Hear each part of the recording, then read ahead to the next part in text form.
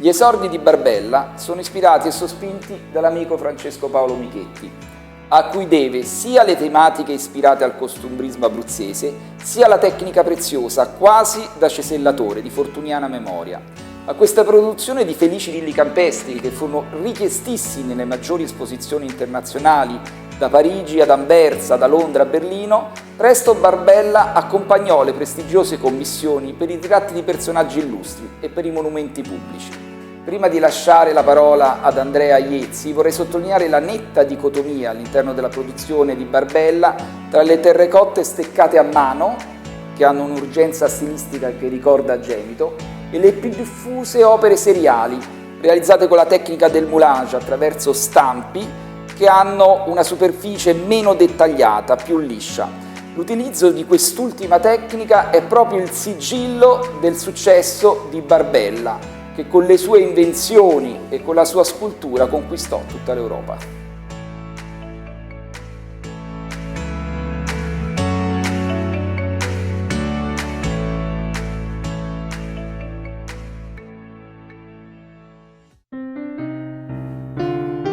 In questa mostra possiamo avere un'idea dell'intero percorso artistico di Costantino Barbella.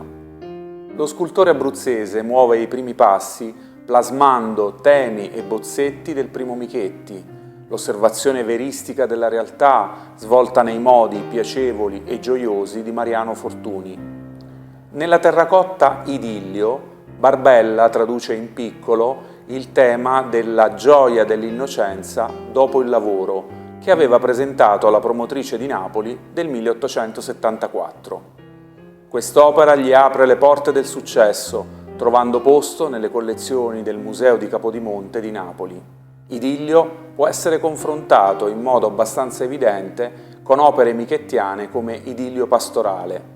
Anche il piccolo formato di entrambe le opere dà bene l'idea di questo tipo di arte preziosa, piacevole, lontana dalla ricerca di ufficialità, è destinata a un nuovo pubblico borghese e raffinato.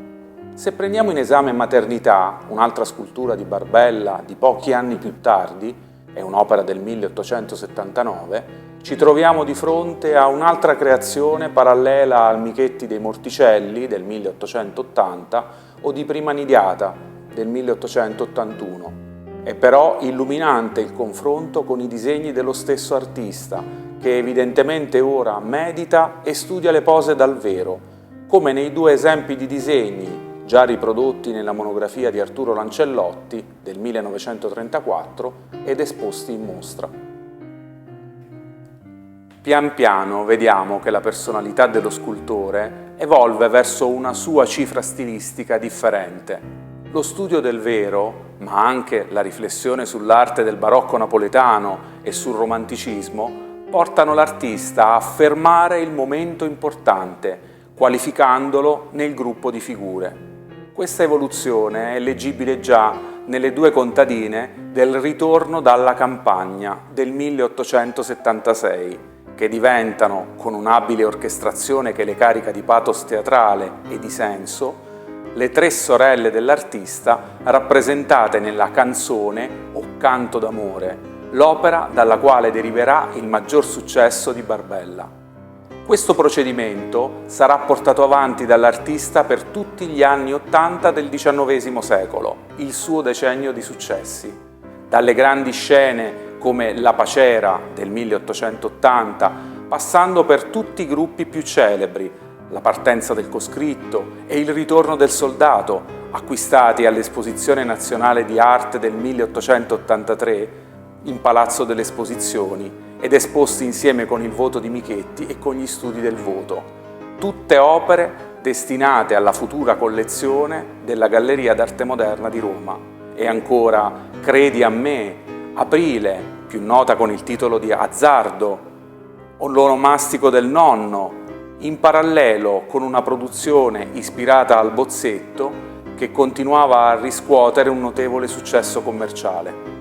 Per usare un concetto espresso da D'Annunzio, si tratta del Barbella prima maniera. Opere come Su Su del 1883 o Boom del 1888, non a caso legate al mondo dell'infanzia, riletta con un gusto romantico. Questo decennio si conclude con sculture della piena maturità, come La ciliegia del 1887 e ancor più La sposa, anche detta Addio del 1889, dove addirittura il dato autobiografico del matrimonio dell'artista e del trauma familiare si confondono genialmente con la creazione del bozzetto.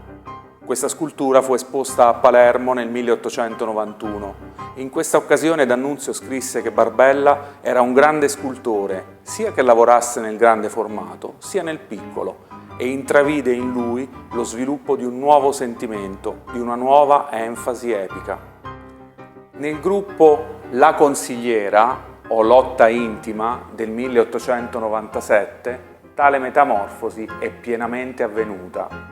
L'opera, studiata nelle movenze e nelle espressioni dal vero, un vero colto nel momento culminante in cui la scena ha la maggiore carica psicologica, è del tutto estranea all'estetica michettiana e sarà per l'artista un tema sul quale esercitarsi in differenti variazioni tipologiche. Ad esempio, la figura della giovane sarà studiata e tradotta in autonomia, anche in marmo, con il nuovo titolo di Rancore. È interessante notare che l'attività di ricerca dell'artista procedeva anche per i bozzetti, come nel caso qui esposto dell'inedito Scherzo di pescatori, datato 1890, che evidentemente non convinse del tutto l'artista, che non lo sviluppò successivamente. D'Annunzio ha paragonato Gemito a Barbella e ne ha messo a confronto l'uso del bronzo, congeniale ad entrambi gli artisti, come per la terracotta, che Barbella preferiva al marmo. Lo scultore abruzzese usò infatti il marmo in particolari occasioni o per particolari commissioni. È nota una fotografia in cui Barbella incide nel marmo la testa di Santa Cecilia, incussa su un cuscino di marmo romano antico. Si arriva così alle soglie del Novecento, con Al mercato, un'opera che rielabora il tema di Costume di intro d'acqua del 1894, o con Il costume olandese del 1895, frutto dello studio analitico del folklore che Barbella aveva incontrato durante un viaggio in Fiandra e in Olanda ai tempi dell'esposizione di Anversa del 1894, e ancora La devota del 1893. Poi, con un interesse nuovo per la bellezza moderna, ecco il nudino Pensierosa, che preannuncia una piena adesione al nuovo gusto Liberty, testimoniato da numerosi disegni e soprattutto da opere come Attrazione del 1910 ed Ebbrezza del 1912, anch'essa esposta qui, che potremmo definire il canto del cigno del maestro, ancora nel pieno vigore immaginativo. Testimone della fervida attività ritrattistica di Barbella è l'opera Donna d'Abruzzo del 1897 e il piccolo studio che Franco di Tizio ha intitolato Matrona, ma che io chiamerei più leziosamente Studio di Signora, è datata dallo studioso al 1913 circa. È un'opera che ritrae una per noi anonima dama romana. Sono le espressioni di un genere che ha fatto produrre allo scultore ritratti di vere celebrità del XIX secolo, da Pietro Mascagni a vari membri della famiglia reale italiana. L'ideale conclusione della mostra è rappresentata dal bronzo cieco del 1916, che Barbella espone alla Amatori e Cultori del 1919 con il titolo evocativo di Luce nelle tenebre. L'artista, ormai ipovedente a causa della cataratta, è angustiato dai lutti che iniziano a costellare la sua vita, è costretto all'inazione. L'opera è un testamento, la dichiarazione di vitalistico amore per la scultura, pur nella menomazione dei sensi, ed esce dallo stile del bozzetto veristico per giungere agli echi del gusto classico del Novecento italiano.